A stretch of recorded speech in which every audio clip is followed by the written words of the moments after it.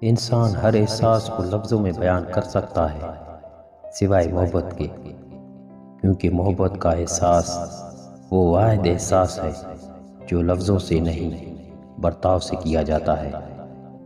آج کل رشتے بھی عجیب ہو گئے ہیں، یقین کے بغیر شروع نہیں ہوتے اور بنا دھوکے کے ختم نہیں ہوتے۔ دل کے رشتے قسمت سے ملتے ہیں، ورنہ ملاقات تو ہزاروں سے ہوتی ہے۔ بعض اوقات ہر بات پر مسکرانے والے کو لوگ پاگل سمجھتے ہیں اور ہر بات پر خاموش رہنے والے کو بزدل مانا جاتا ہے۔ دنیا ایک ایسی آری کی طرح ہے جو دونوں طرف سے کاٹتی ہے۔